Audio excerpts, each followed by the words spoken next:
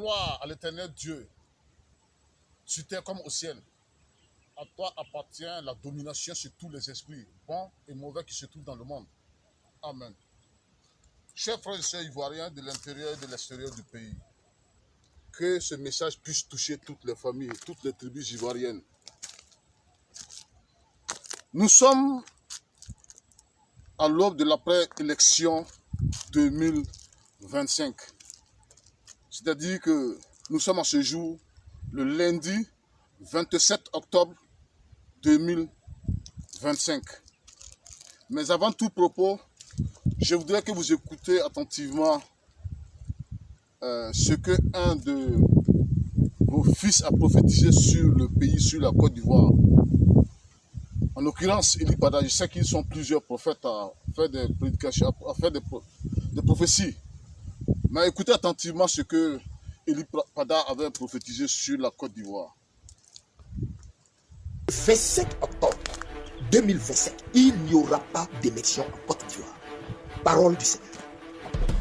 Parole du Seigneur. Taï, riandar la chali, l'arle kautoni andarna, la tobia, tak, la nangar la hata saouloli hitam da fahadir, elo takani Yeshua. Écoutez-moi bien, écoutez-moi, il n'y aura pas d'élection. C'est que je vous dis là, écrivez ça à Kouratatai. Il n'y aura pas d'élection. Il n'y aura pas d'élection. De vous le dire comment? Laissez les jours, laissez les minutes, laissez les heures qui passent, qui s'écoulent.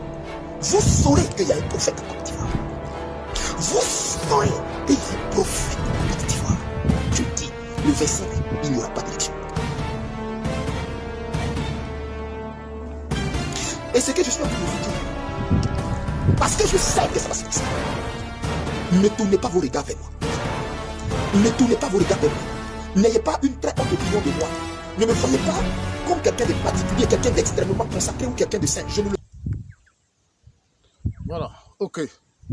Vous avez tous bien entendu ce qu'il avait prophétisé. Maintenant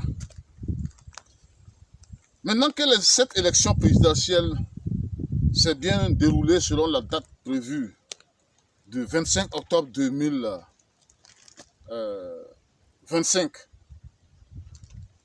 voici ce que l'Éternel Dieu me charge de dire à ce serviteur qui s'est facilement laissé emporter par la séduction de la corruption, par ce mauvais esprit de haine et de xénophobie. Eli Pada, le Seigneur, l'Éternel Dieu exige de toi un repentir public pour avoir diffusé une prophétie qui n'est pas de l'Éternel. Tu dois immédiatement demander pardon aux autorités ivoiriennes et à tous les Ivoiriens parce que tu les as entraînés dans cette fausse prophétie. À cause de cette fausse prophétie, des milliers d'Ivoiriens qui effectivement ont partagé ce message se sont révoltés contre les autorités du pays et les affrontants ont causé la mort parmi eux. D'autres aujourd'hui croupissent dans les prisons à cause de ta faute. Écoutez très bien. Écoute très bien, Eli Pada. À partir de ce jour-ci, écoute très attentivement. Eli Pada, écoute attentivement. À partir de ce jour-ci, du lundi 27 octobre 2025,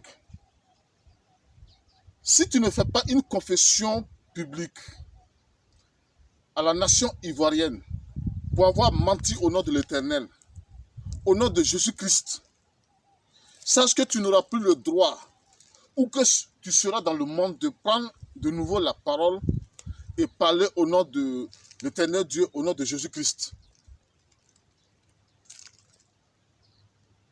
Écoute attentivement. Prends ce message au sérieux, Eli Pada. Cela vient de l'Éternel.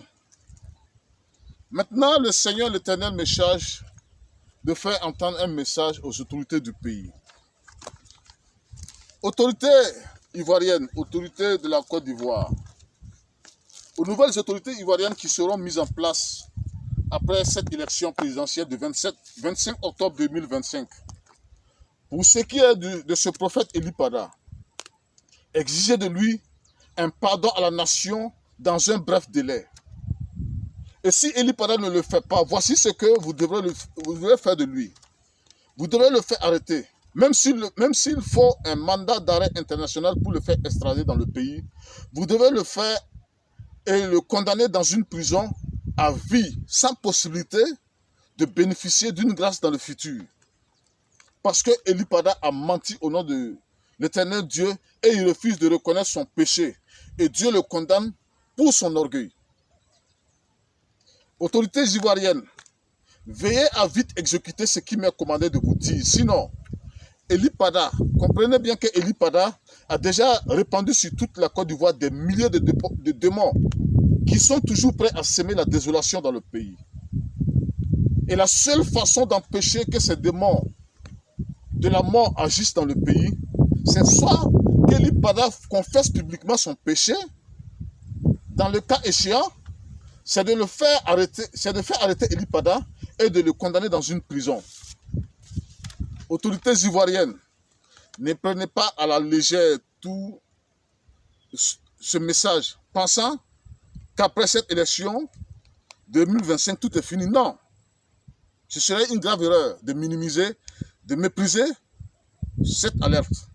Le danger plane toujours sur la Côte d'Ivoire parce que Eli Pada a déjà évoqué dans ses prières des esprits dont lui-même ne connaît pas pourquoi, il ne connaît pas pourquoi il les a invoqués. Alors que ce sont des esprits de destruction qu'il a évoqués sans le savoir.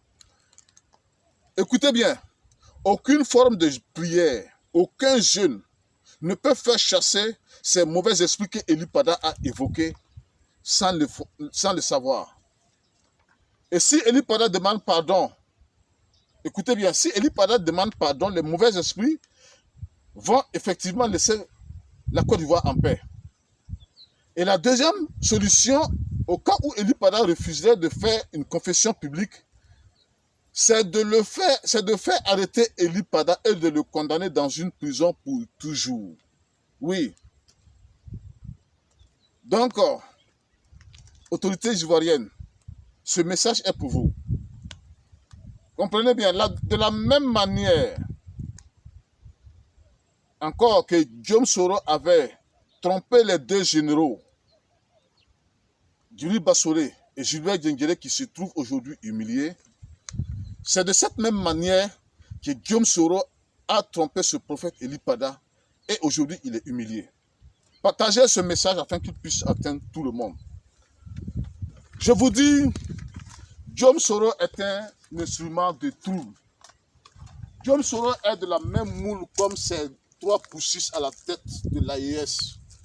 Rappelez-vous que ce fut Guillaume Soro qui a dirigé la rébellion de 2000, qui a causé des morts. Et il n'a même pas regretté cela. Et c'est ce même esprit encore, donc méfiez-vous de Guillaume Soro. Il est un instrument de trouble. Donc, chers frères ivoiriens, je vous ai envoyé ce message. Si vous le rejetez, alors faites-en ce que vous voulez. Ce qui est sûr, je vous ai transmis le message de l'Éternel. Et le cas de lui, veillez à ce qu'il ait une profession publique. Sinon, les mauvais esprits ne sont pas encore partis et ils vont créer la désolation dans le pays. Gloire à Jésus-Christ.